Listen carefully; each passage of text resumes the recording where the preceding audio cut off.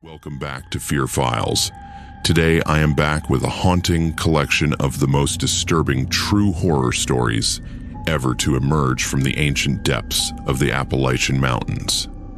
In this episode, we will journey into the heart of America's oldest mountain range with 8 bone-chilling tales of terror that have been whispered through these hollows for generations.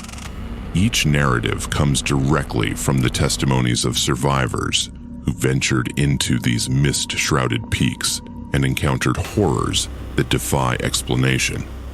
These are not mere campfire stories or local legends, but authentic accounts from real people who experienced the unthinkable in the isolation of Appalachian wilderness. From hikers who discovered they were being hunted by more than wild animals, to explorers who uncovered secrets buried deep in abandoned mine shafts, to travelers who learned why locals warn outsiders to never stray from marked trails after dark. To protect the privacy and safety of those brave enough to share their experiences, some names and specific locations have been changed, but the terrifying core of each encounter remains untouched. These mountains have held their secrets for centuries, and today you will learn why some places are meant to remain unexplored.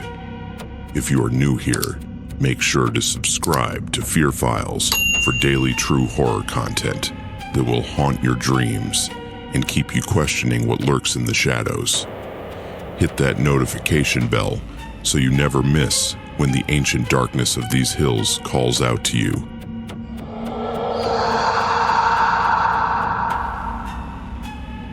This happened 3 summers ago when I was 28 years old. I had just finished my master's degree in environmental science at the University of Colorado, and I decided to celebrate by taking a solo hiking trip through the Appalachian Trail. My name is Marcus Rodriguez. I'm from Denver, and I had hiked plenty of challenging terrain in the Rockies, so I figured the gentle rolling mountains of the East Coast would be a relaxing change of pace. I could not have been more wrong about what waited for me in those ancient hills. I started my hike in Virginia, planning to cover about 50 miles over 5 days through the Blue Ridge Mountains. The first 2 days went exactly as planned. The trail was well marked, the weather was perfect, and I was making good time. I'd been averaging about 12 miles per day, stopping to camp at designated sites and enjoying the solitude. The Appalachian wilderness has a different feeling than the Rockies. Where Colorado mountains feel young and sharp, these hills feel ancient and heavy with history.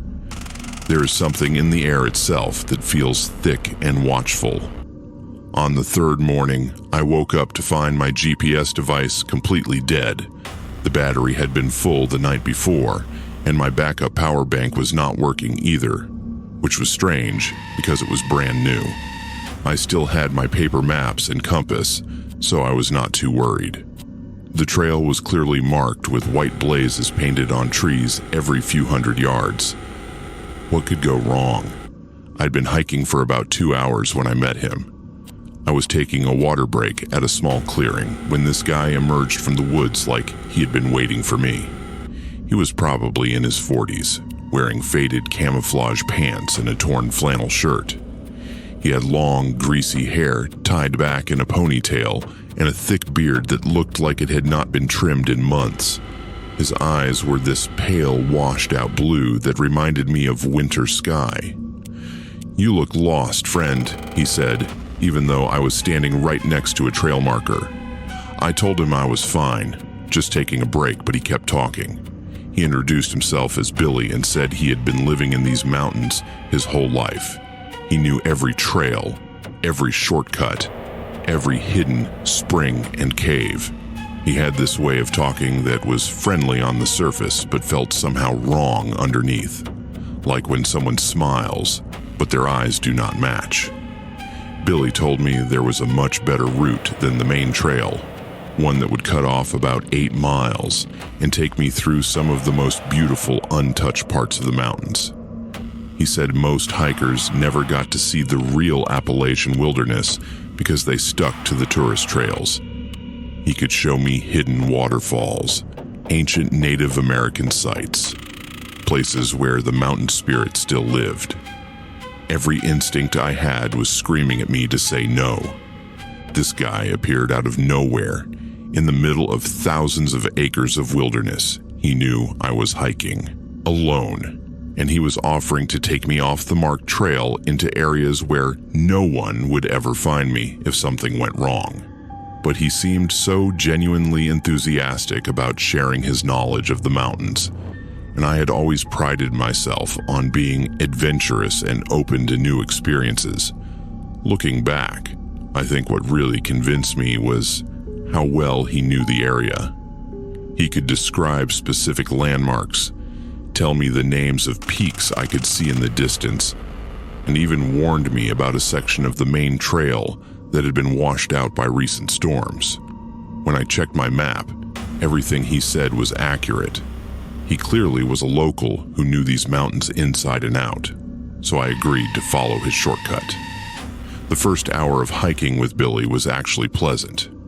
He led me off the main trail onto what looked like an old logging road that had been reclaimed by the forest.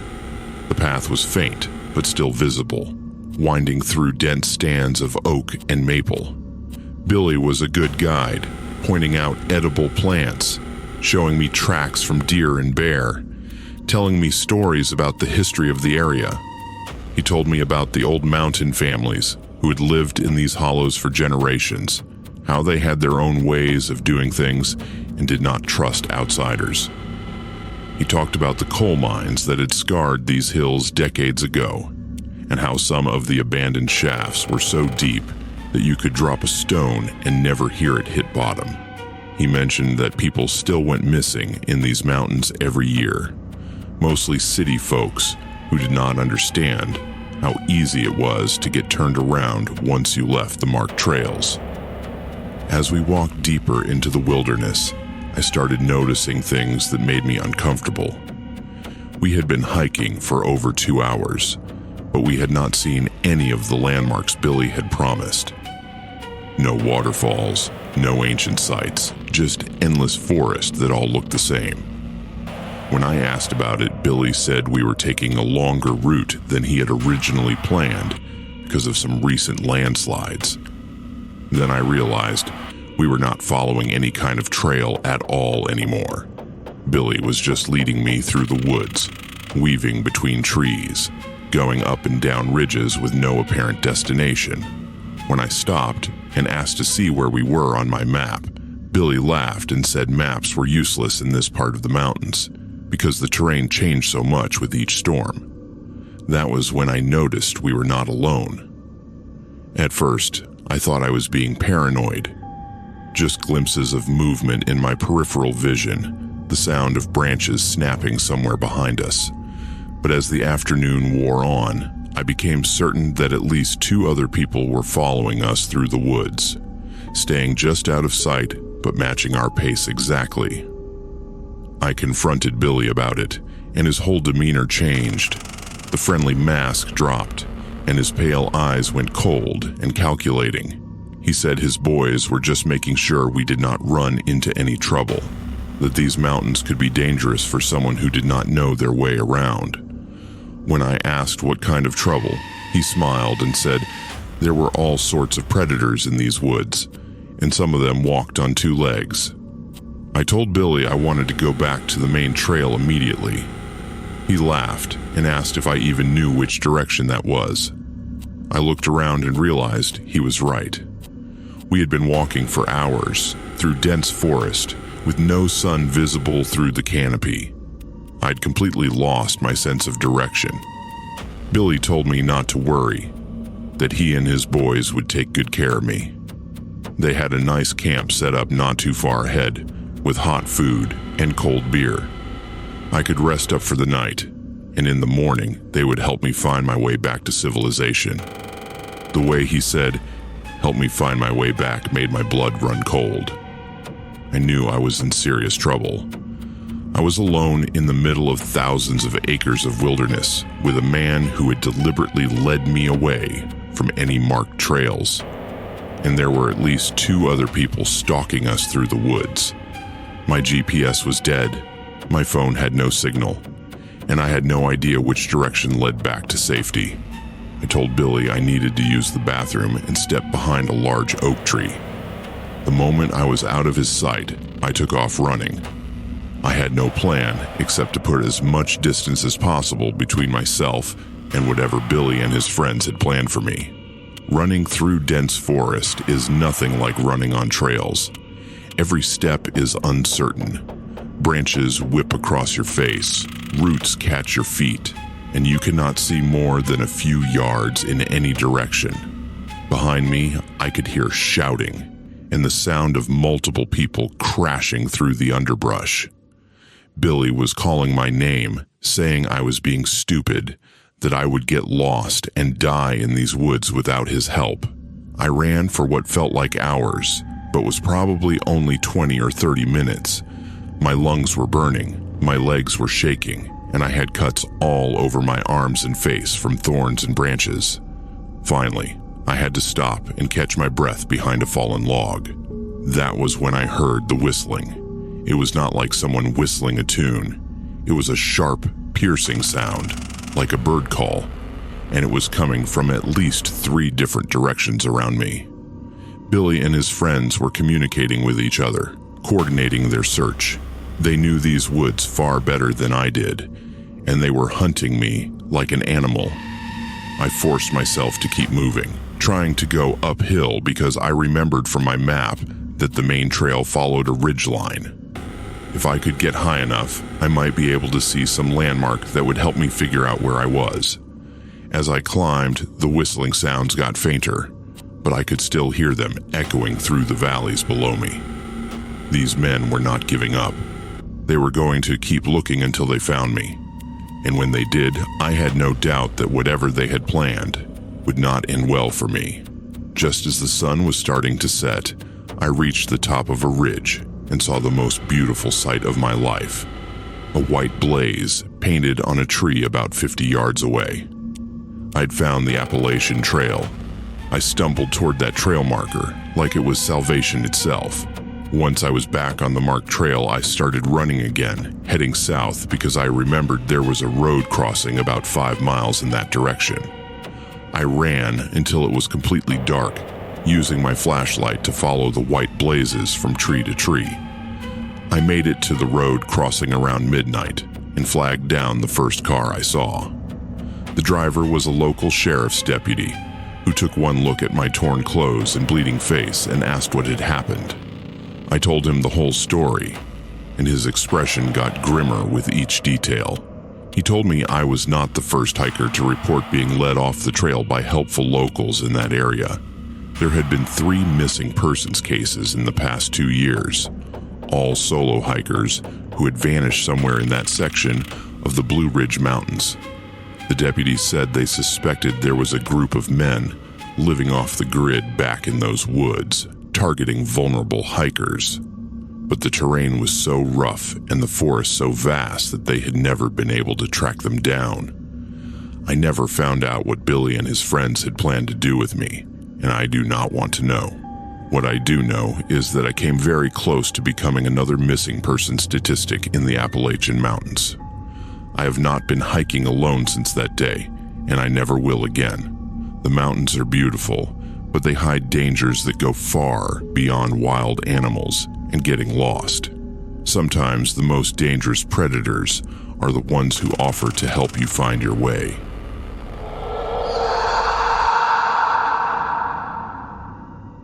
I inherited something I never should have from my grandfather when he passed away last October. My name is Rebecca Thompson. I'm from Portland, Maine, and I had always known that my grandfather owned some property down in the Appalachian Mountains of West Virginia, but I had never visited it. He was not the type of man who talked much about his past or his family history. When he died at 93, he left me his entire estate, including a remote cabin that had been in our family for over a century. My grandfather, Samuel Thompson, had been born and raised in those West Virginia mountains before moving north in the 1950s. He rarely spoke about his childhood or why he had left the mountains behind. Whenever family members asked about his early life, he would change the subject or give vague answers about wanting better opportunities up north. The few times I had pressed him for details, his eyes would go distant, and he would say that some places were better left in the past. The lawyer handling the estate told me the cabin sat on 47 acres of heavily forested land in a hollow called Serpent's Gap, about 30 miles from the nearest town. There was no electricity, no running water, and the only access was a dirt road that became impassable during heavy rain or snow. The property taxes were minimal, and there had been no maintenance done on the cabin in decades. The lawyer suggested I might want to sell the land to a timber company and forget about it entirely. But something about inheriting this mysterious family property intrigued me. I was between jobs at the time, having recently finished a contract with an environmental consulting firm, and I decided to drive down to West Virginia to see what my grandfather had left me. Maybe I could fix up the cabin and use it as a retreat, or maybe I would discover it was completely worthless and sell it off. Either way, I wanted to see this piece of my family history that my grandfather had kept hidden for so many years. The drive from Maine to West Virginia took me 2 days. I spent the night in a motel in Beckley and drove out to Serpent's Gap the next morning. The directions the lawyer had given me led me deep into coal country, through small towns that looked like they had been abandoned decades ago, empty storefronts, boarded up houses, and the occasional person sitting on a porch who watched my car pass with suspicious eyes. The dirt road that led to the cabin was barely wide enough for my Honda Civic. Tree branches scraped against both sides of the car as I wound my way up into the mountains, following a creek that got narrower and more overgrown with each mile. After about 40 minutes of careful driving, I finally saw the cabin through the trees. My first impression was that the place was in better condition than I had expected. It was a traditional log cabin, probably built in the early 1900s, with a stone chimney and a covered front porch. The roof looked solid, and while the logs had weathered to a dark gray color, the structure appeared sound. Somebody had maintained this place more recently than the lawyer had suggested. I parked next to the cabin and walked around the property.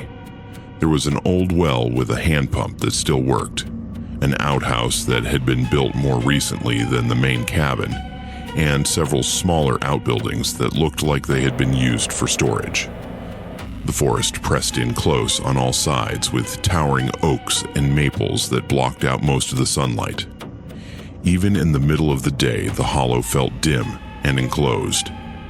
The front door was unlocked, which surprised me until I realized we were probably 20 miles from the nearest neighbor.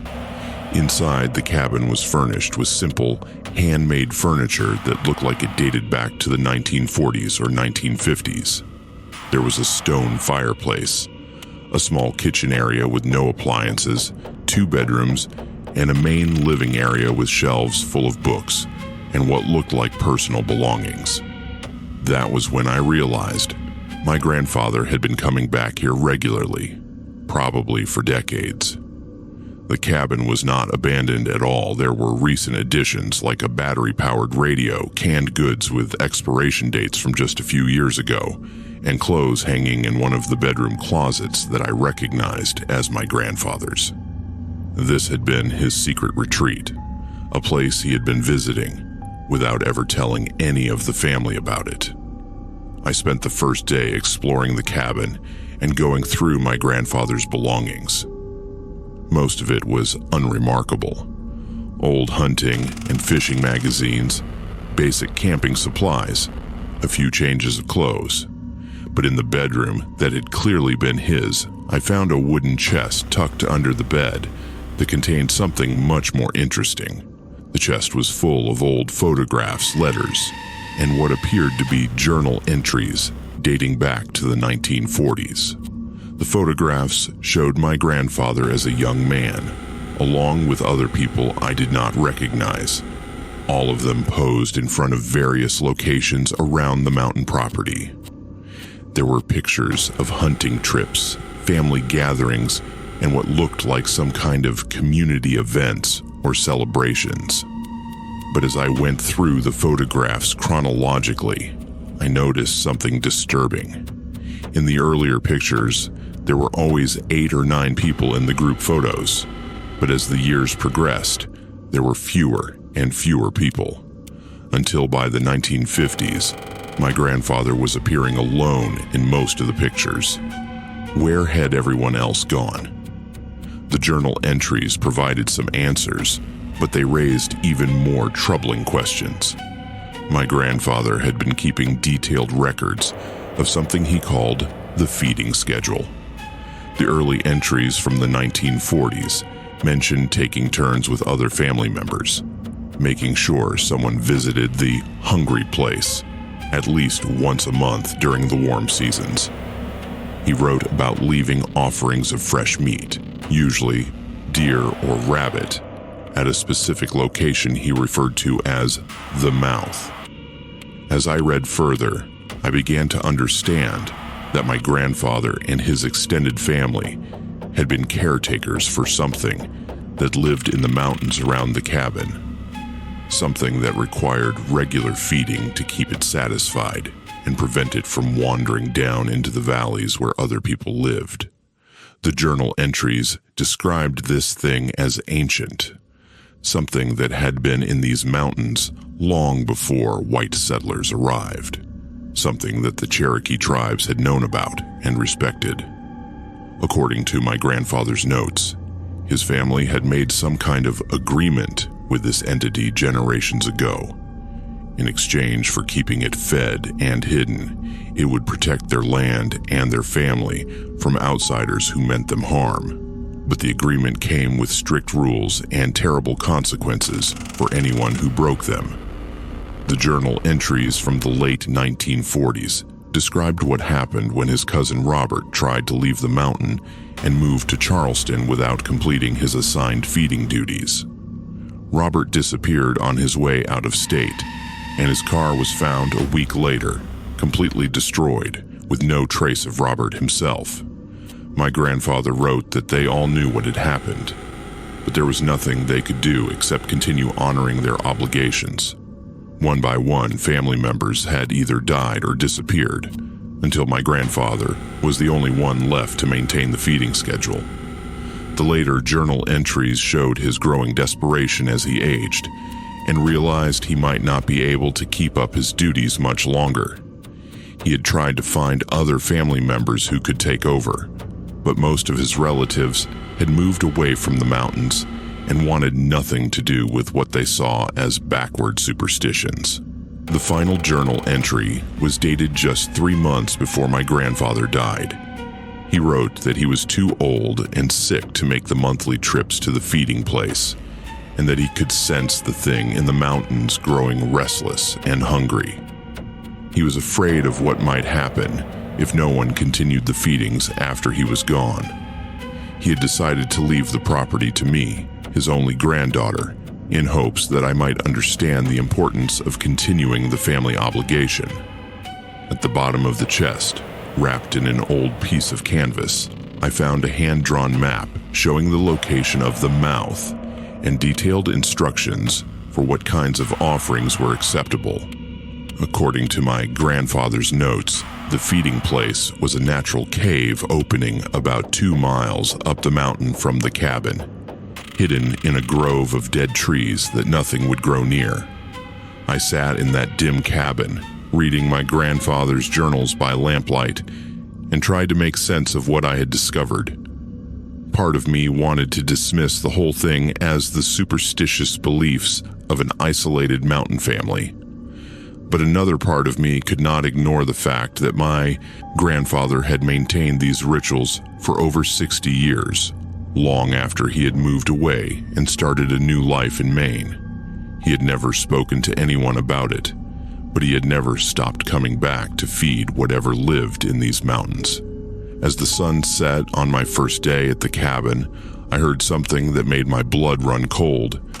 It started as a low humming sound, almost like singing, coming from somewhere deep in the forest around the cabin. The sound was not quite human, but it had an intelligence to it, a deliberate pattern that suggested communication rather than just animal noise. I looked at my grandfather's journal and found an entry describing exactly what I was hearing. He called it the calling song and wrote that it meant the thing in the mountains knew someone new had arrived at the cabin. It was curious about me, testing to see if I understood my responsibilities or if I was just another ignorant outsider who would need to be dealt with. The humming continued for about an hour, circling the cabin at a distance, never coming close enough for me to see what was making the sound. Eventually it faded away, leaving me alone with the journal and the growing realization that I had inherited much more than just a cabin and 47 acres of mountain property. I had inherited a family curse that had been passed down for generations, and something hungry was waiting in the darkness to see what I would do about it.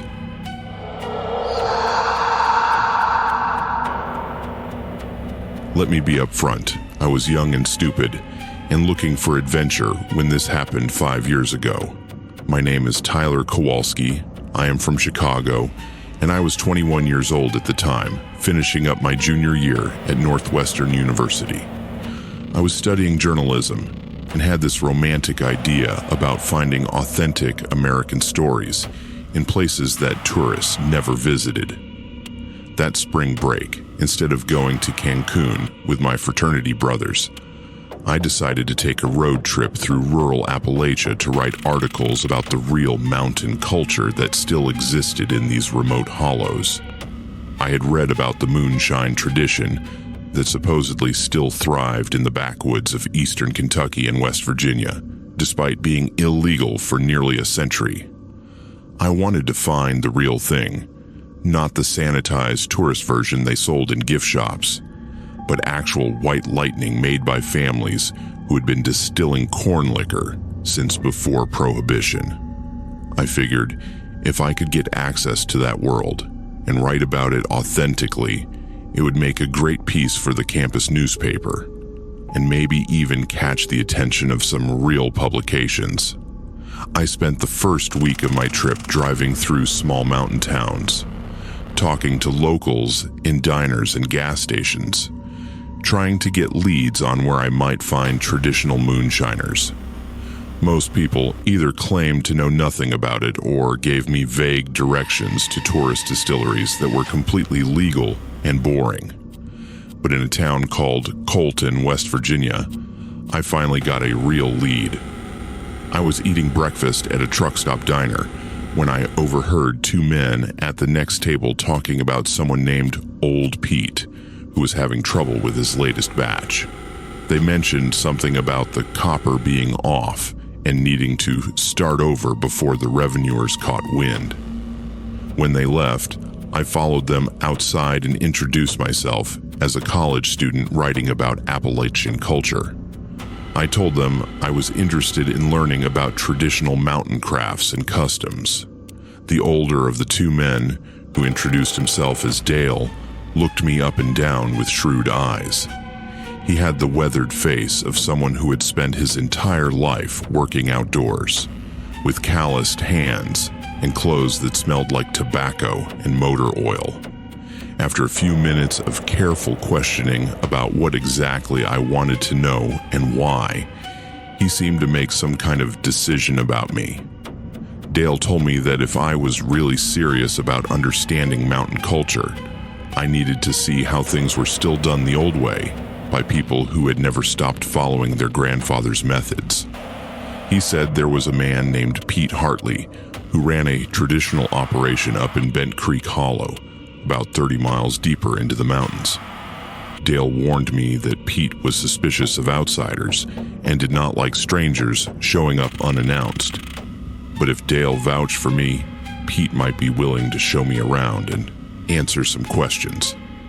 I agreed immediately, probably too eagerly, because Dale gave me a long look and said I needed to understand that what Pete was doing was still illegal, even if it was traditional.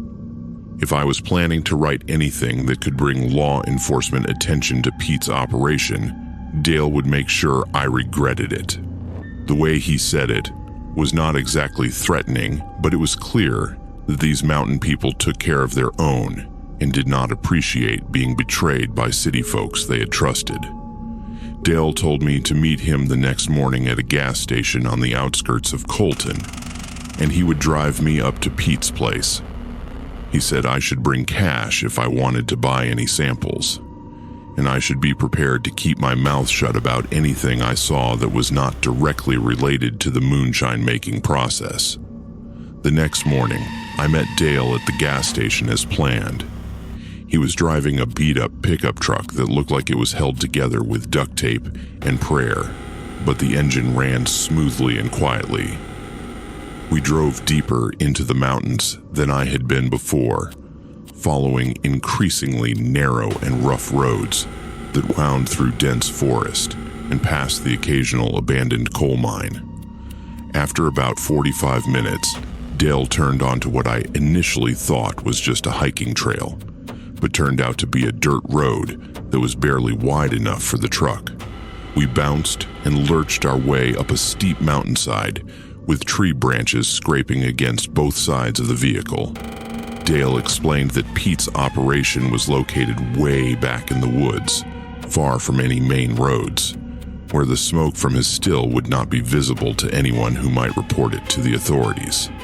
When we finally reached Pete's place, I was surprised by how elaborate the setup was. There were several buildings scattered around a natural clearing, including what looked like a traditional log cabin, a large shed that was obviously the distillery, and several smaller outbuildings for storage and equipment. The whole operation was hidden under the forest canopy, completely invisible from the air, and accessible only by the rough road we had just navigated. Pete Hartley himself was exactly what I had expected a traditional moonshiner to look like. He was probably in his 60s, with a long gray beard and suspicious eyes that seemed to take in every detail of my appearance and demeanor. He was wearing overalls and a flannel shirt that had seen better decades, and he carried himself with the quiet confidence of a man who was completely comfortable in his domain. Dale introduced me as the college boy he had mentioned, and Pete nodded without much enthusiasm. He agreed to show me around his operation and answer some questions, but he made it clear that I was there as Dale's guest, and I should not expect any special treatment just because I was writing a school paper. The moonshine operation was fascinating from a historical and cultural perspective. Pete was using methods and equipment that had been passed down through his family for 4 generations. The still itself was a work of art. All copper pipes and carefully calibrated components that Pete had built himself using knowledge that his grandfather had taught him. He explained the entire process, from selecting the right corn and ensuring proper fermentation, to managing the temperature and timing of the distillation. Pete was clearly passionate about his craft and took pride in producing what he claimed was some of the finest white lightning in the entire region. He let me taste several different batches, explaining the subtle differences in flavor that resulted from variations in ingredients and technique. The moonshine was incredibly strong, much more potent than anything I had ever tried, and I could feel it burning all the way down to my stomach. As the afternoon wore on, more people began arriving at Pete's compound. They came in pickup trucks and ATVs, following the same rough road that Dale and I had used. Pete introduced them as customers and friends, local people who had been buying his moonshine for years. They were friendly enough to me, but I got the impression that they were all watching me carefully, trying to decide whether I could be trusted to keep their secrets. That was when I made my first mistake.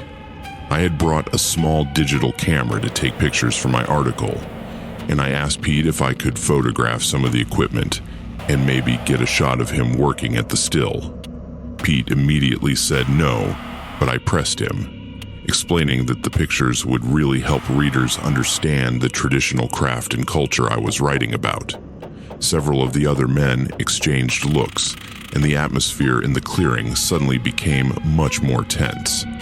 Dale pulled me aside and quietly explained that I had just asked Pete to create evidence that could be used to prosecute him and shut down an operation that had been in his family for nearly a century.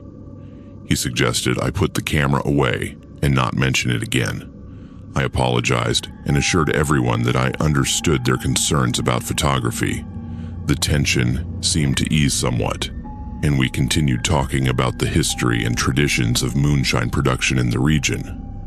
But I could tell that my request for pictures had damaged the trust that Dale had worked to establish on my behalf. As the sun began to set, more people continued to arrive at the compound. I noticed that some of the newer arrivals were carrying weapons, not just hunting rifles, but handguns and what looked like military-style firearms. The conversation gradually shifted away from moonshine production to other topics that I did not entirely understand, but that clearly involved illegal activities beyond simple liquor distillation. That was when I made my second and much more serious mistake. One of the newcomers was a man in his 30s who had arrived on an ATV with a large backpack. He was conducting some kind of business with Pete that involved exchanging cash for small packages that definitely were not moonshine. My journalistic curiosity got the better of me, and I started paying close attention to their conversation, trying to understand what was being discussed. The man with the backpack noticed me listening and asked Pete who I was and why there was a stranger at the compound during a business meeting. Pete explained that I was Dale's guest, just a college kid writing about moonshine traditions. But the man was clearly not satisfied with that explanation. He pointed out that I had already asked to take pictures, and now I was obviously eavesdropping on private conversations that had nothing to do with moonshine. Several of the armed men gathered around, and I realized I was in serious trouble. These were not just friendly mountain moonshiners showing off their traditional craft to an interested student.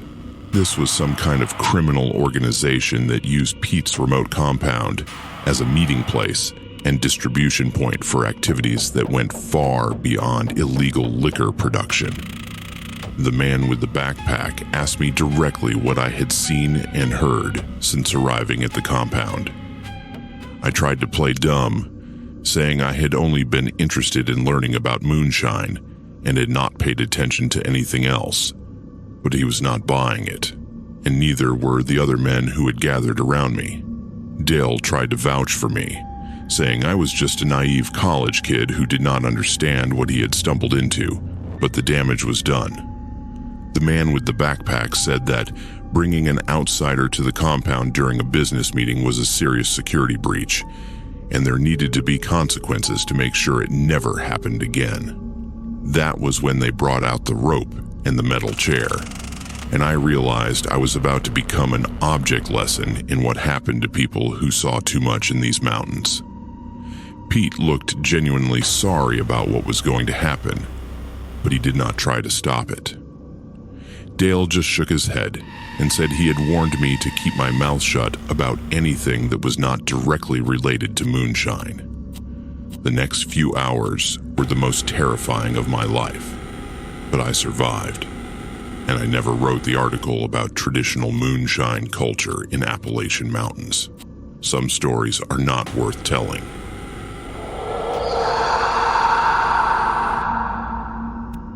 I lost 3 days of my life in those mountains, and I only remember fragments of what happened during that time. My name is Amanda Foster. I am from Phoenix, Arizona, and what I am about to tell you happened 2 years ago during what was supposed to be a simple weekend camping trip in the Great Smoky Mountains of Tennessee. I am a software engineer, a logical person who believes in facts and evidence. But what happened to me in those mountains defies every rational explanation I can think of.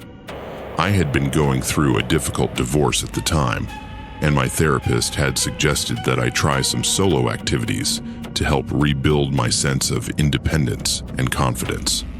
I had always enjoyed hiking and camping, but I had not done much of it since my marriage began falling apart. I decided to take a long weekend and drive from Phoenix to Tennessee to spend some time alone in the wilderness, hiking and camping in areas I had never explored before. I arrived at the Great Smoky Mountains National Park on a Thursday afternoon in late September. The fall colors were just beginning to change, and the weather was perfect for hiking and camping. I had reserved a backcountry campsite for 3 nights, planning to spend Friday, Saturday, and Sunday exploring some of the more remote trails before driving back to Arizona on Monday.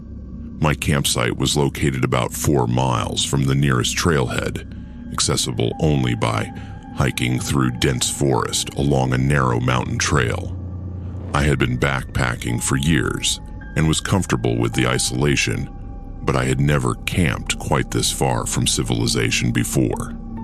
The nearest other campers were at least 2 miles away, and during the day, I never saw another person on the trails. Thursday evening, I set up my tent, cooked dinner on my camp stove, and settled in for what I expected to be a peaceful night under the stars.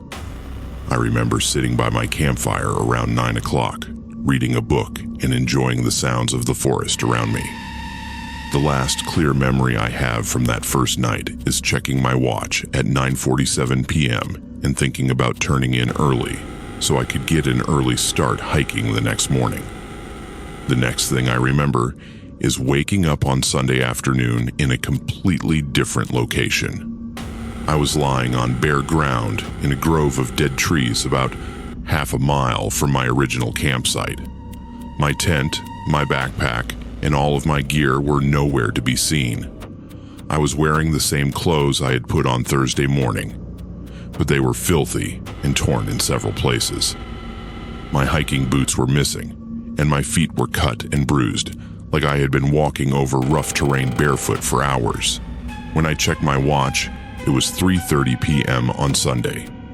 I had lost almost 3 complete days, with no memory of what had happened during that time. My mouth was dry, I was incredibly hungry, and I felt weak, like I had not eaten or had much water in days.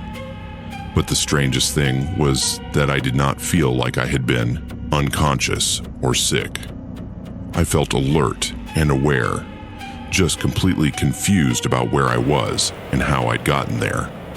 I tried to retrace my steps back to my campsite, but nothing looked familiar. The grove of dead trees where I had awakened was unlike anything I had seen during my hike in on Thursday. All of the trees in the area appeared to have died recently. Their bark was black and peeling, and nothing was growing on the forest floor beneath them. Even more disturbing, the trees seemed to have died in a perfect circle, with healthy forest surrounding the dead zone on all sides. In the center of the grove, there was a natural depression in the ground that looked almost like a shallow crater. The soil was dark and had an oily texture that did not seem natural. When I knelt down to examine it more closely, I could smell something chemical and unpleasant, like sulfur mixed with rotting vegetation. Carved into the largest of the dead trees were symbols that I did not recognize. They were not letters or numbers, but geometric patterns that had been cut deep into the bark with some kind of sharp tool. The cuts looked fresh, and some of them were still oozing sap despite the fact that the tree appeared to have been dead for months. I spent about an hour searching the area for my camping gear, but I could not find any trace of my tent, backpack, or supplies. It was like they had simply vanished. Eventually, I gave up looking and tried to find my way back to the main trail so I could hike out to my car and figure out what had happened. That turned out to be much more difficult than I expected. I had hiked these mountains before, and I was usually good at navigation, but nothing looked right. The terrain seemed different than what I remembered from my hike in on Thursday. Hills and ridges that I was certain should have been in specific locations were nowhere to be found. Even the position of the sun seemed wrong for the time of day and season. I wandered through the forest for several hours, growing increasingly desperate and confused. I should have been able to find the main trail easily from where I was, but every direction I tried led me deeper into unfamiliar territory.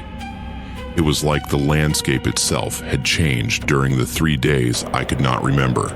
Just before sunset, I finally encountered another person. He was an elderly man wearing a park ranger uniform, walking alone on what appeared to be a game trail. When he saw me, he immediately asked if I was Amanda Foster and said that people had been looking for me since Friday morning, when I had failed to check in at the ranger station as required for backcountry campers. The ranger, whose name was Bill Hendricks, had been part of the search team that had been combing the area for me since Friday afternoon. He said they had found my abandoned campsite on Saturday morning, with my tent still set up but no sign of me anywhere. There had been no evidence of a struggle or animal attack. I had simply vanished without leaving any tracks or clues about which direction I had gone. Ranger Hendricks radioed for assistance and then escorted me back to the ranger station, where I was questioned by park officials and local law enforcement about what had happened during the missing 3 days. The problem was that I genuinely could not remember anything after sitting by my campfire Thursday evening. I had no explanation for how I had ended up in the grove of dead trees, what had happened to my camping gear, or why I had no memory of the intervening time. The medical examination at the local hospital revealed some disturbing findings. I had multiple small cuts and scrapes on my arms and legs that appeared to be several days old and partially healed. There were also what looked like injection sites on both of my arms, like someone had been drawing blood or administering drugs intravenously. The blood tests came back clean for common drugs and toxins, but the doctor said there were hundreds of substances that would not show up in standard screening. Most disturbing was the discovery of what appeared to be surgical scars on my scalp, hidden under my hair. They were small, maybe half an inch long each, and looked like they had been made with precise instruments. The doctor who examined them said they appeared to be recent, probably made within the past few days, but I had no memory of any medical procedures or injuries that would have required such treatment. Over the following weeks, I began to have disturbing dreams that might have been recovered memories from the missing 3 days. In these dreams, I was lying on a metal table in some kind of underground facility, surrounded by people in medical scrubs who were conducting tests and procedures that I could not fully understand. There were bright lights, the sound of electronic equipment, and conversations and voices that seemed somehow not quite human. In one particularly vivid dream, I was conscious but unable to move while someone was examining my brain using equipment that looked far more advanced than anything I had ever seen in a regular medical facility. They were inserting thin probes through the small incisions in my scalp and monitoring my responses on screens that showed complex patterns and data. The most terrifying part of these dreams was the growing certainty that they were not dreams at all, but actual memories that were slowly returning, despite efforts to suppress them. I began to remember being taken from my campsite by people who moved through the forest with unnatural silence and coordination. I remembered being transported through underground tunnels that connected different parts of the mountain, and being held in a facility that definitely was not any kind of legitimate research installation. I also began to remember other people who had been brought to the same facility, other hikers, and campers who had disappeared in the area over the years. Some of them had been there much longer than me, and they showed signs of repeated procedures and long-term imprisonment. I remembered being told that I was being prepared for something, but I could never quite recall what that something was supposed to be. When I tried to report these recovered memories to law enforcement, I was told that there was no evidence of any underground facilities in the area, and that my experiences were likely the result of trauma-induced hallucinations or false memories. The official explanation for my disappearance was that I had become disoriented, wandered away from my campsite, and suffered a head injury that caused temporary amnesia. But I know that explanation is not true. Something happened to me during those 3 missing days, something that involved people or entities with technology and capabilities far beyond what should exist in a remote national park. The physical evidence on my body, the surgical scars, and the injection sites prove that I did not simply wander around the forest in a confused state for 3 days. I have never returned to the Great Smoky Mountains, and I probably never will. But sometimes, late at night, I remember fragments of conversations and procedures that convince me that whatever was done to me during those missing days is not finished yet.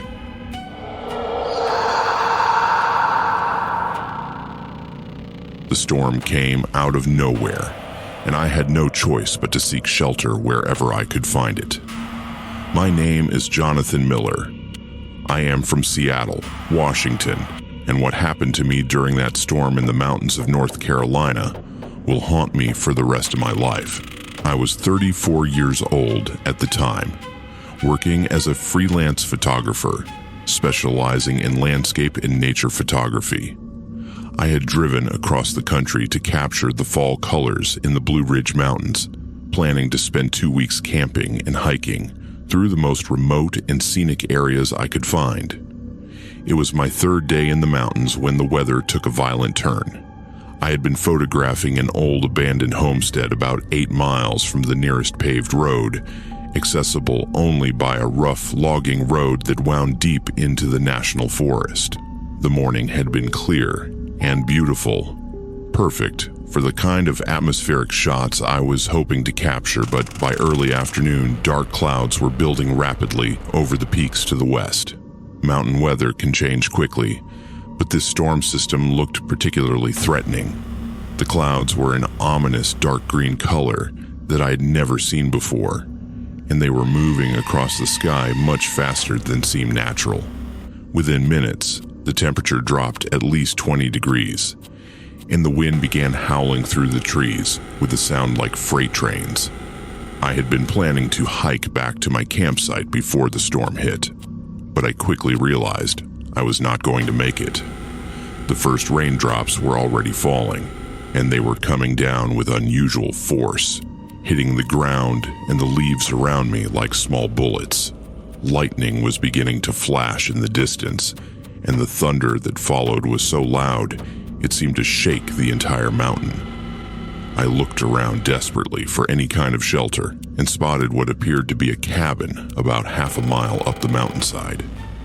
It was partially hidden by the forest, but I could see smoke rising from a chimney, which meant someone was home and might let me wait out the storm. I gathered my camera equipment as quickly as possible and started running toward the cabin just as the sky opened up and the real deluge began. The rain was unlike anything I had ever experienced. It was not just heavy, it was violent, coming down so hard that it was difficult to see more than a few feet in any direction. The wind was gusting strong enough to knock me off balance, and the lightning was striking constantly, turning the dark afternoon into a strobing nightmare of light and shadow. By the time I reached the cabin, I was completely soaked and shivering uncontrollably. The structure was older than it had appeared from a distance, probably built in the 1940s or 1950s, with a sagging roof and windows that were covered with what looked like newspaper from the inside. There was definitely someone home because I could see lamplight flickering through gaps in the newspaper, and the smoke from the chimney was still rising despite the driving rain. I pounded on the front door and called out that I was a hiker caught in the storm and desperately needed shelter. For a long moment, there was no response, and I was beginning to think no one had heard me over the sound of the wind and rain. Then I heard footsteps inside and the door opened to reveal a woman in her 50s with long, gray-streaked hair and eyes that seemed too bright in the lamplight. She looked me up and down without saying anything, taking in my soaked clothes and expensive camera equipment. Finally, she stepped aside and gestured for me to come inside. I thanked her profusely as I entered, dripping water all over her floor and apologizing for the intrusion. She closed the door behind me and turned several heavy locks that I had not noticed from the outside. The interior of the cabin was dimly lit by oil lamps and a fire in the stone fireplace. It was furnished with handmade furniture that looked like it had been built decades ago, and the walls were covered with animal pelts and what appeared to be hunting trophies. But there was something wrong with the trophies. They were not normal deer heads or bear pelts. Some of the skulls were shaped wrong, too elongated, or with too many teeth, and the pelts had patterns and colors that did not match any animals I recognized. The woman introduced herself as Mary and said I was welcome to stay until the storm passed. She offered me a towel and a cup of what she said was herbal tea, which tasted bitter and had an aftertaste that reminded me of medicine. She seemed friendly enough, but there was something in her manner that made me uncomfortable. She kept staring at me with those bright eyes, and she had a habit of smiling at inappropriate moments, like when I mentioned being worried about flash floods or getting struck by lightning. As I sat by the fire trying to warm up and dry out my clothes, I became aware that Mary was not alone in the cabin. I could hear movement in the back rooms, footsteps, and occasional voices that were too quiet for me to make out the words. When I asked if other family members lived there, Mary smiled and said I would meet them soon enough. The storm continued to rage outside with no sign of letting up. The wind was howling around the cabin so loudly that it was difficult to carry on a conversation, and the lightning strikes were so frequent that the entire structure would light up every few seconds. Mary explained that storms in these mountains could last for hours, sometimes even days, and that I might need to stay the night if conditions did not improve. That was when I met the rest of the family. The first to emerge from the back rooms was a man who appeared to be Mary's husband. He was tall and gaunt, with long hair that looked like it had not been washed in weeks, and clothes that were stained with substances I did not want to identify. He moved with a strange, shambling gait, and when he looked at me, his eyes had the same unnaturally bright quality as Mary's. He was followed by what I initially thought were their children.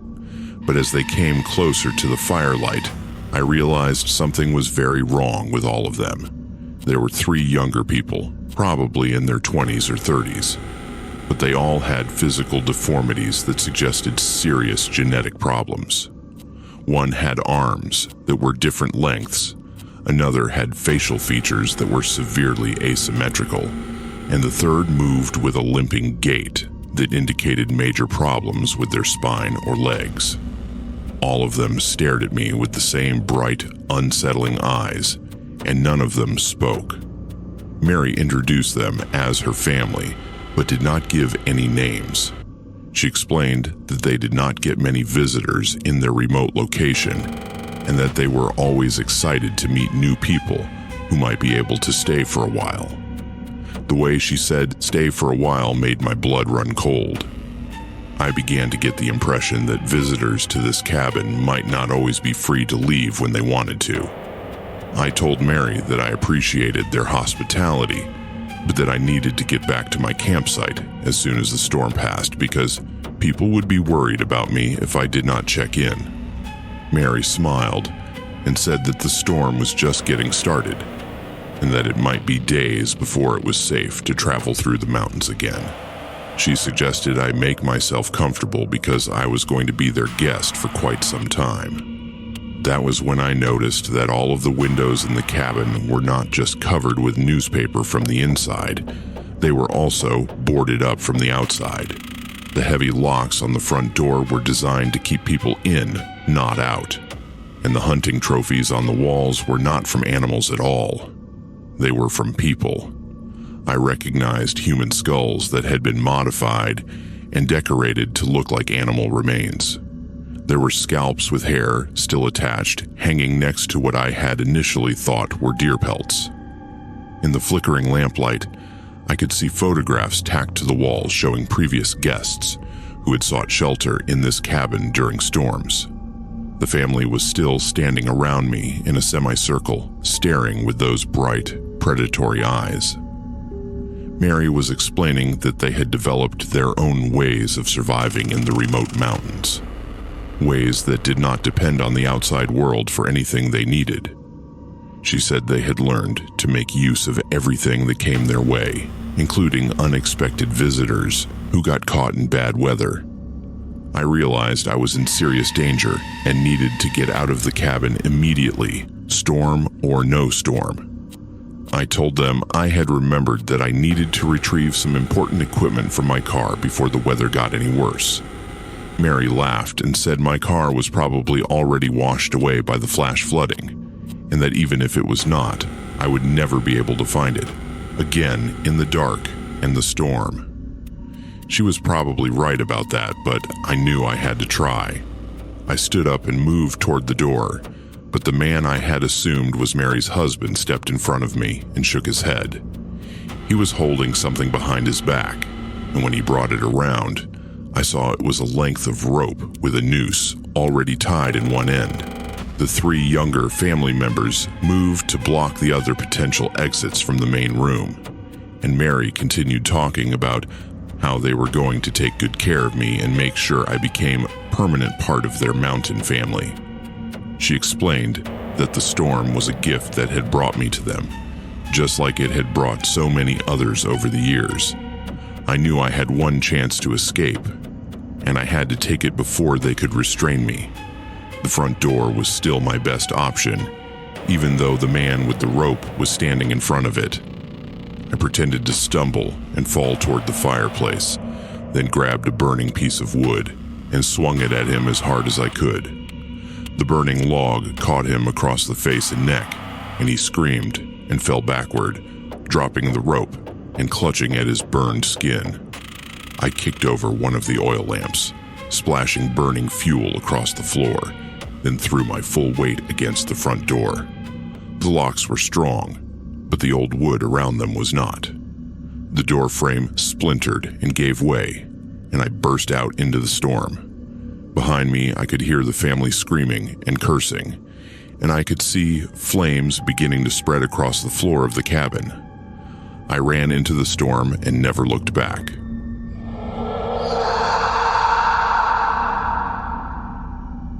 I am a geologist, so when I found the entrance, curiosity got the better of me. My name is Dr. Patricia Williams. I am from Boston, Massachusetts, and what I discovered in those abandoned mine shafts in the mountains of eastern Kentucky will haunt me until the day I die. I'd been conducting a geological survey for a mining company that was considering reopening some of the old coal extraction sites that had been abandoned since the 1970s. My job was to assess the structural integrity of the existing tunnels and determine whether they could be safely expanded for modern mining operations. I had been working in the area for 3 weeks, mapping and photographing dozens of abandoned mine entrances scattered throughout the mountainous terrain. Most of them were exactly what you would expect from old coal mines. Dark, partially collapsed tunnels that extended maybe a few hundred feet into the mountainside before becoming too dangerous or unstable to explore further. But this particular mine was different from the moment I first saw it. The entrance was much larger than the others I had surveyed, and it showed signs of more recent activity than should have been possible for a mine that had supposedly been abandoned for nearly 50 years. There were fresh tire tracks in the dirt leading up to the opening, and someone had recently cleared away vegetation and debris that would have accumulated over decades of neglect. Most tellingly, there was electrical conduit running into the tunnel, suggesting that someone had installed modern lighting and possibly other equipment inside. My initial assumption was that local authorities, or perhaps the previous mining company, had been conducting their own safety inspections or environmental assessments. But when I checked my records and contacted the company that had originally operated the mine, I discovered that no one had been authorized to access the site in over 20 years. The local sheriff's department also had no record of any recent activity in the area. This presented me with a dilemma. As a professional geologist conducting an official survey, I was supposed to document and assess all existing mine infrastructure in the area.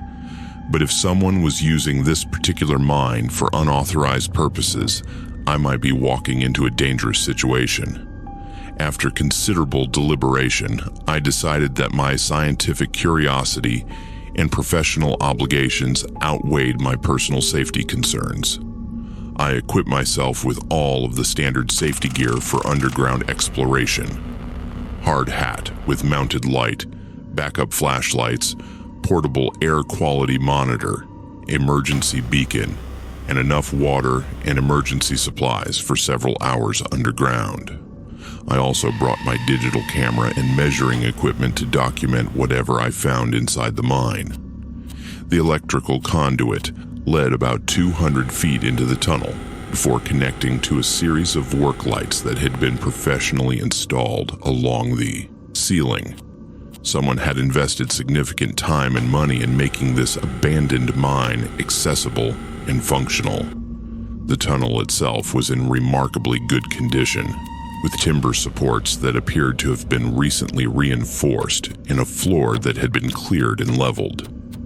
As I went deeper into the mine, following the electrical conduit and the line of work lights, I began to notice side passages that branched off from the main tunnel. These appeared to be original mining corridors, but several of them had been modified with new metal doors that looked completely out of place in an abandoned coal mine. The doors were heavy steel construction with multiple locking mechanisms, more like what you might find in a high-security facility than in an industrial mine. My air quality monitor was registering normal levels of oxygen and no dangerous gases, so I continued deeper into the tunnel system. About half a mile from the entrance, I reached what appeared to be the main excavation area where the original coal extraction had taken place. But instead of the empty cavern I expected, I found a sophisticated underground facility that had been constructed within the natural mining chambers. There were multiple rooms that had been carved out of the rock walls and fitted with modern amenities. Electric lighting, ventilation systems, running water, and what appeared to be laboratory equipment. The construction was professional quality, clearly the work of experienced contractors with access to specialized underground construction techniques. This was not some amateur operation thrown together by local criminals or drug manufacturers. In the largest of the underground rooms, I found something that made my scientific training completely irrelevant. Along one wall were dozens of metal filing cabinets filled with documents, photographs, and what appeared to be medical records. The documents dated back to the 1940s and continued up to within the past few months. They detailed some kind of long-term research project that had been conducted in this location for over 70 years. The photographs were the most disturbing part. They showed people of various ages, from children to elderly adults, who appeared to be subjects in some kind of medical or psychological experiments. Many of the subjects showed obvious signs of physical distress, malnutrition, and what looked like surgical procedures that had been performed without proper medical care. The more recent photographs were in color and showed much clearer detail of procedures that violated every ethical standard of human medical research.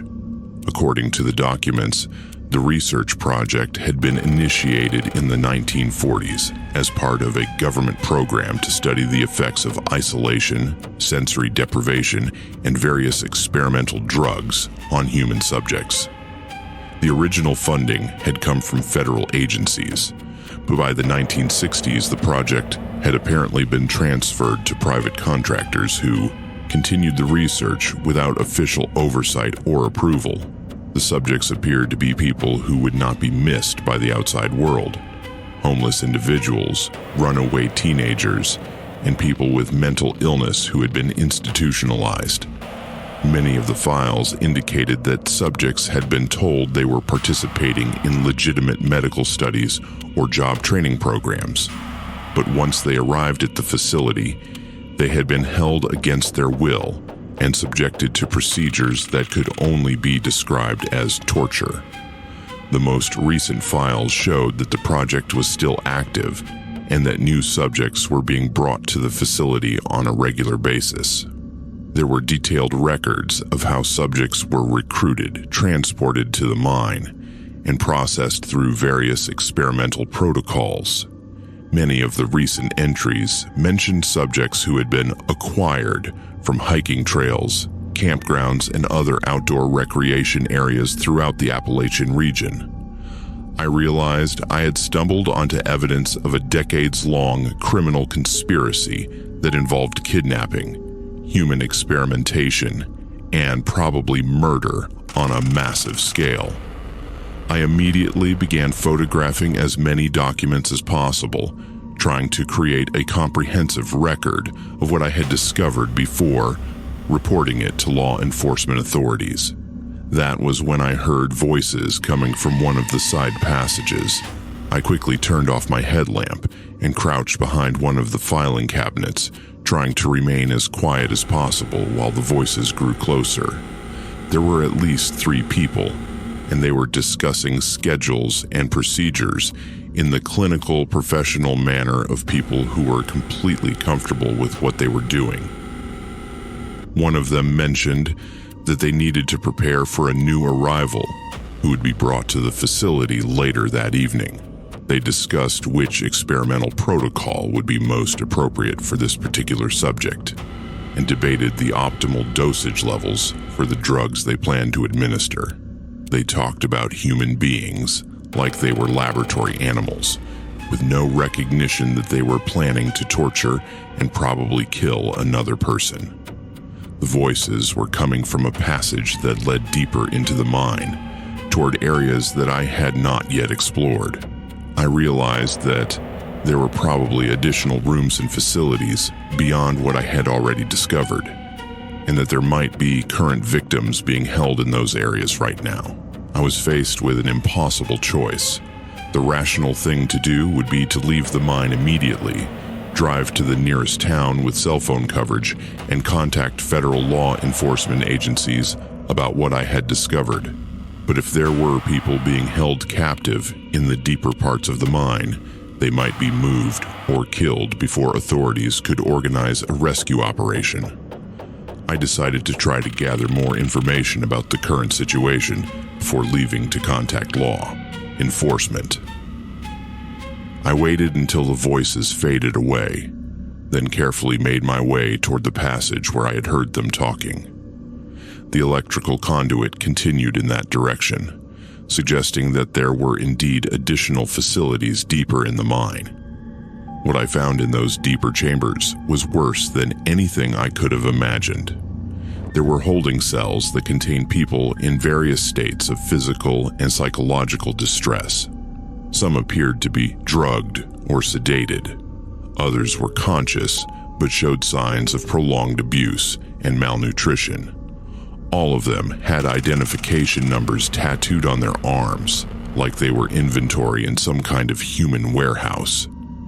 The people running this facility had turned an abandoned coal mine into a sophisticated underground prison where they could conduct illegal human experiments without any risk of discovery by outside authorities.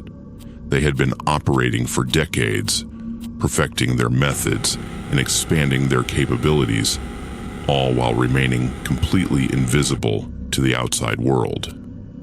I knew I had to document everything I could and then get out of there immediately to contact law enforcement. But as I was taking photographs of the holding cells, I heard footsteps behind me and realized I had been discovered by whoever was running this nightmare facility. The next few minutes were the most terrifying of my life, but somehow I managed to escape from the mine and make it back to my vehicle. I drove straight to the FBI field office in Lexington and turned over all of the photographs and documentation I had gathered. The federal investigation that followed led to the arrest of 12 people and the rescue of 17 victims who had been held in the underground facility. But I know that what I discovered was just one small part of a much larger network of similar operations hidden throughout the remote areas of Appalachian mountains.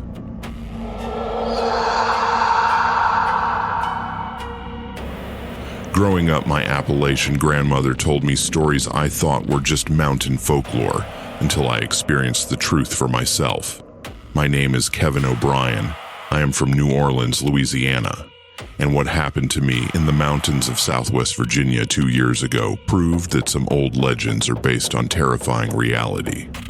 My grandmother, Meemaw Sarah, had grown up in those mountains before moving south in the 1950s, and she used to tell me stories about something she called the Fiddle Man, who played music that could drive people to madness. According to Meemaw Sarah, the Fiddle Man was an ancient spirit who had been roaming the mountain hollows since before white settlers arrived in the region. He appeared as a tall, thin man in old-fashioned clothes, always carrying a fiddle made from materials that no earthly craftsman could have used. She said his music was the most beautiful and haunting sound anyone could ever hear, but that listening to it for too long would steal your mind and leave you wandering the mountains forever, following the melody deeper and deeper into places where no human should ever go. She told me that her own grandfather had encountered the Fiddle Man in 1923 while hunting alone in the woods near their family homestead. He had followed the sound of fiddle music for hours, becoming completely lost in the wilderness, till he finally came to his senses just before dawn and realized he had no idea where he was or how he had gotten there.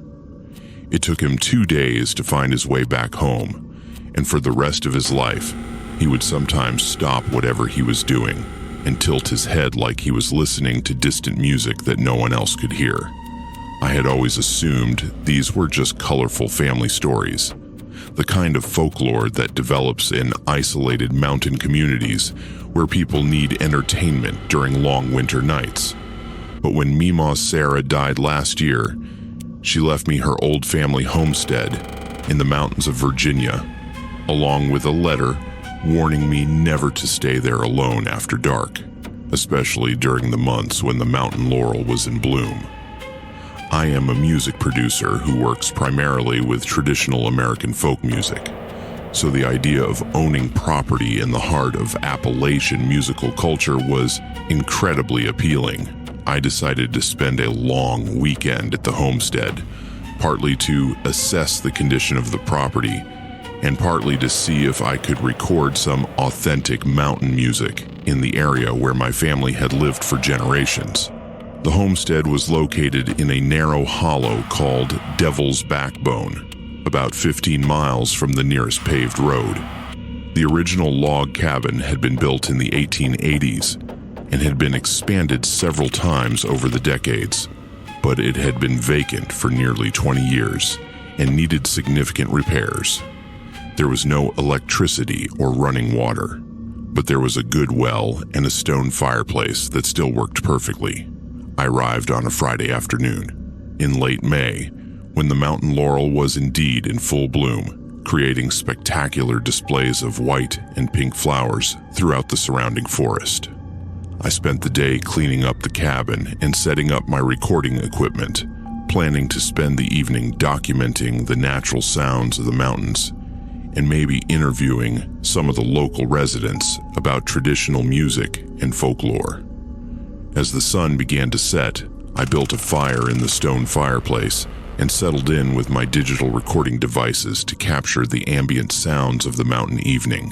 I was hoping to record owls, night birds, and maybe some of the musical insects that are common in Appalachian forests during late spring.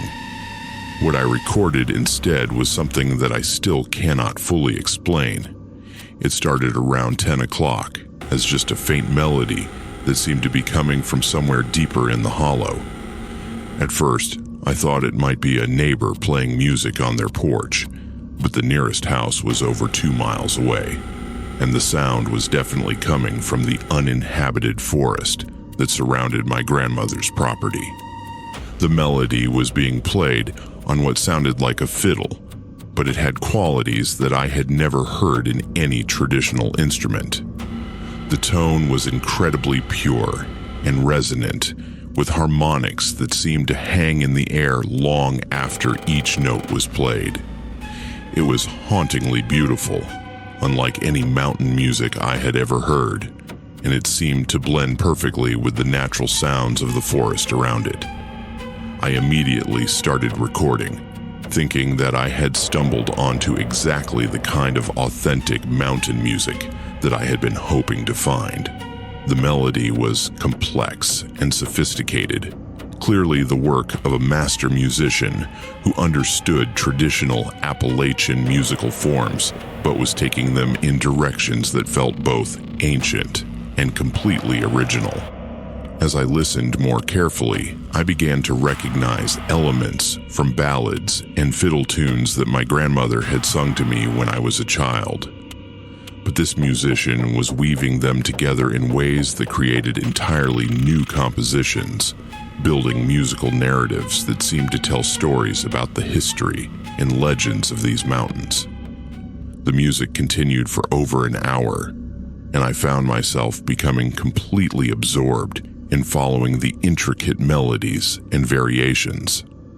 I forgot about everything else and just sat by the fire, listening and recording, feeling like I was experiencing something magical and unprecedented in my career as a music producer. That was when I realized the music was getting closer. What had started as distant melodies coming from somewhere deep in the forest was now clearly being played much nearer to the cabin. I could hear footsteps on the wooden porch, the slow, deliberate pace of someone walking back and forth while continuing to play. The fiddle music was now so clear and immediate that it seemed to be coming from right outside the front door. I grabbed a flashlight and stepped onto the porch, expecting to meet a local musician who had heard my recording equipment and decided to share some traditional mountain music with a visitor. But there was no one there.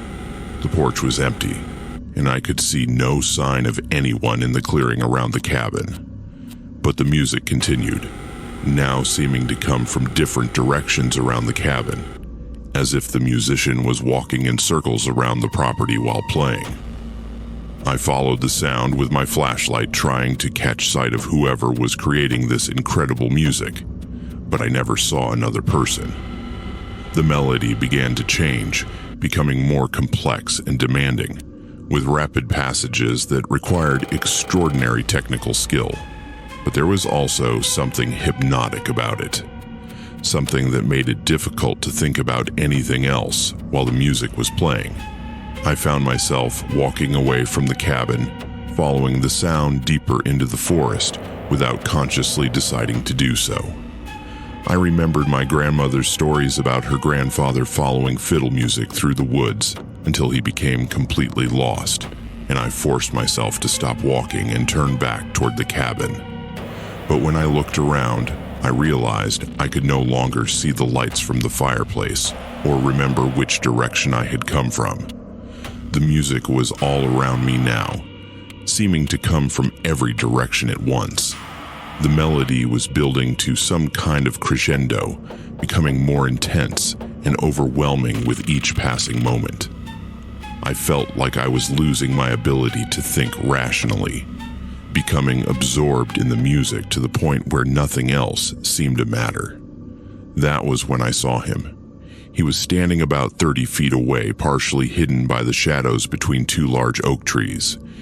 He was tall and impossibly thin, wearing clothes that looked like they might have been fashionable in the 1800s.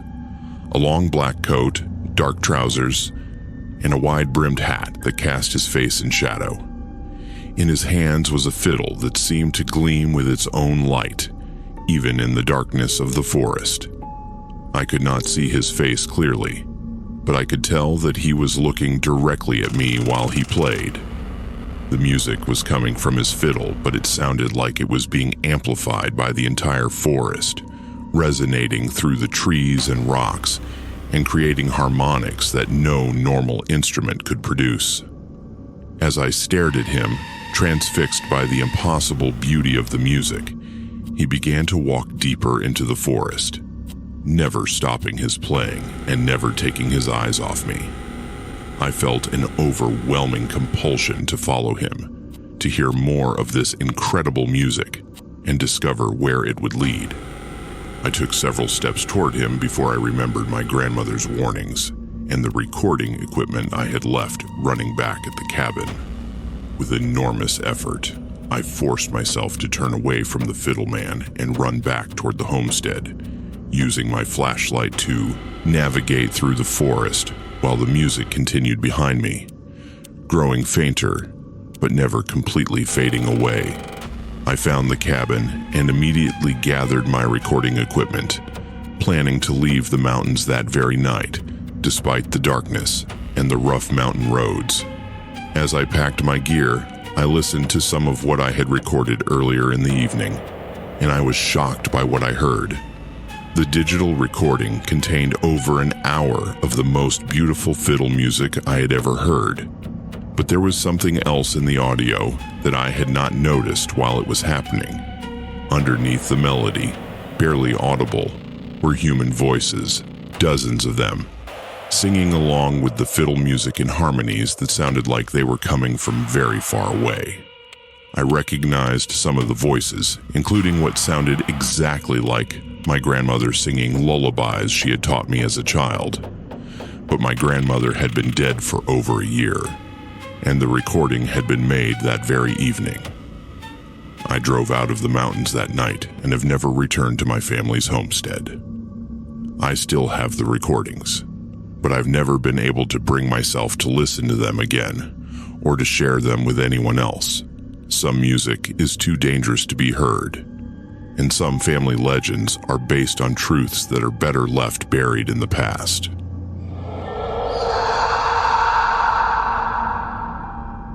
I had GPS, satellite phone, all the modern gear. None of it mattered when I encountered something in those mountains that seemed to understand and counter every piece of technology I carried. My name is Michael Chang.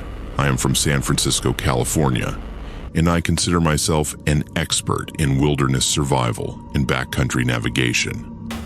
I have spent over 15 years leading survival training courses, testing outdoor equipment, and exploring some of the most remote wilderness areas in North America. What happened to me in the mountains of eastern Tennessee last fall challenged everything I thought I knew about survival in the modern age. I had been contracted by a major outdoor equipment manufacturer to field test their latest line of high-tech survival gear in extreme wilderness conditions. The equipment included a military-grade GPS unit with satellite connectivity, an emergency beacon with global positioning capabilities, or thermal imaging scope, night vision goggles, and a satellite communication device that could maintain contact with civilization from anywhere on Earth. My job was to spend 2 weeks alone in the most remote part of the Cherokee National Forest, testing each piece of equipment under real survival conditions and documenting its performance for potential military and civilian customers. I had chosen an area that was over 20 miles from the nearest road, accessible only by hiking through extremely rugged terrain that included steep ridges, dense forest, and multiple stream crossings. According to my topographic maps and satellite imagery, there were no established trails, no camping areas, and no record of human activity in the region for several decades. It was exactly the kind of isolated, challenging environment that would provide a thorough test of high-tech survival equipment. The first 3 days went exactly according to plan. I established a base camp in a natural clearing near a reliable water source, tested the GPS and communication equipment, and began documenting the performance of various survival tools and devices. Everything functioned perfectly, and I was impressed by how much easier modern technology made wilderness survival compared to traditional methods. The GPS unit provided precise location data and could display detailed topographic maps on a high-resolution screen. The satellite phone maintained clear communication with my support team in California, allowing me to transmit daily status reports and equipment evaluations.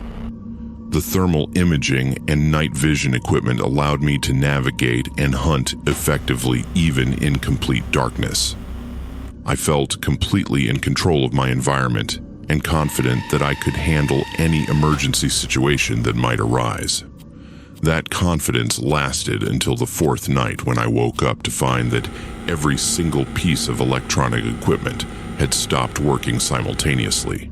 The GPS unit was completely dead, showing no display despite having a full battery charge when I had checked it before going to sleep.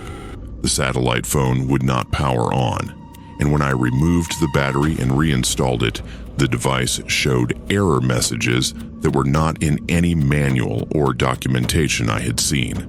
The thermal scope and night vision goggles were similarly non-functional, displaying only static or completely black screens. My first assumption was that I had encountered some kind of electromagnetic interference, possibly from a solar storm or military testing in the area. But when I checked my backup equipment, including mechanical devices like my compass and altimeter, I discovered that they were also malfunctioning in ways that made no scientific sense. The compass needle was spinning randomly, never settling on a consistent direction.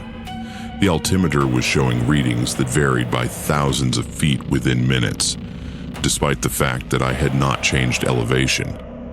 Even my mechanical wristwatch had stopped, frozen at 3:17 a.m., which was approximately when I had first noticed the equipment failures. I spent the morning trying to troubleshoot the equipment problems, checking batteries, connections, and settings according to the manufacturer's instructions. Nothing I tried had any effect on the malfunctions. It was as if something was actively